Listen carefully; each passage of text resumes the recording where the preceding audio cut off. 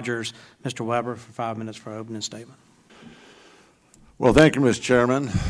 And I'll just ask, it's great to be back in Southeast Texas.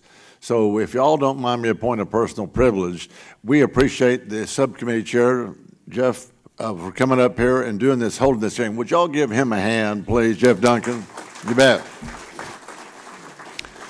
And we appreciate Ms. Fletcher coming from what she calls the energy corridor of Houston, but she's got the bean counters and the buildings and the executives. We've got the people down here in Southeast Texas really making it happen right here, salt of the earth. So thank you for what y'all do.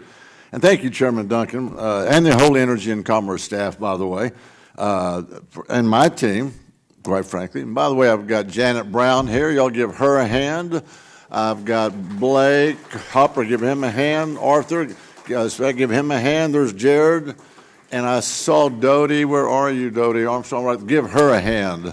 So we work for y'all. We never forget that. And listen, if y'all ever have a problem, you can call the cell phone, and I'll give it to you. It's Dodie's. So no, I'm just kidding. Listen, I want to say that we all absolutely know how important this field hearing is today. It's about the positive impacts that LNG facilities play in a community like Port Arthur, and y'all know the history of Port Arthur. Y'all live here, you work here, you play here, you go to church here. It's about the positive impacts that LNG can play, have been playing, and I have to agree with our chairman, with all due respect to our the lovely lady from Houston, that President Biden's is going to have an impact, his hold, a ripple effect through Southeast Texas, our great district.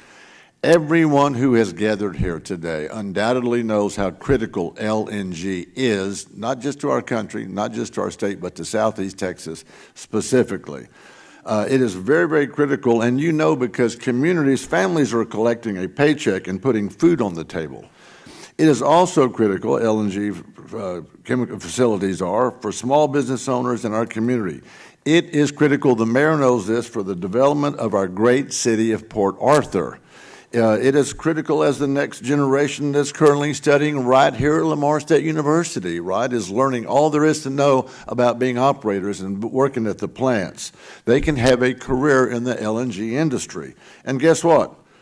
These critical investments might disappear if the ban remains in place and goes on too long.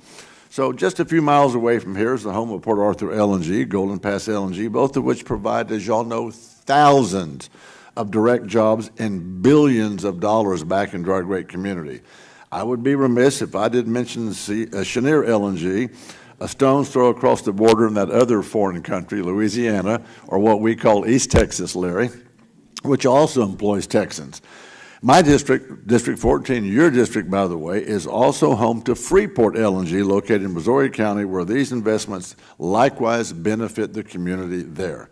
Joe Biden's ban directly jeopardizes Port Arthur's LNG, which broke ground on construction last month. They have been fully approved for their Phase 1 project. Lizzie is correct about that. And they will hire upwards of 6,000 jobs with more than 100 contracts with vendors, local vendors, for construction valued at $180 million. When the ban was announced, they were actually in process of applying for the permits and approvals for Phase 2. Now they're not sure they can continue with Phase 2 because it's been put on hold, which is an expansion that would help meet future demand for U.S. LNG supplies for Europe, Asia, as well as other global markets. This abrupt, what I consider to be politically motivated ban, brings that project to a screeching halt. Their investors are now encountering a lot of uncertainty. This ban will cost Southeast Texas thousands of jobs and hurt businesses that rely on projects like this. So let me just say, I'm going to turn this page.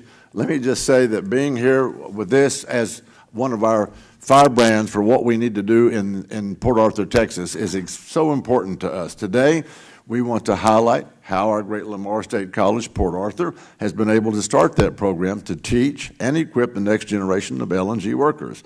These LNG companies have donated money, given scholarships, and partnered with not only local colleges, but local high schools as well.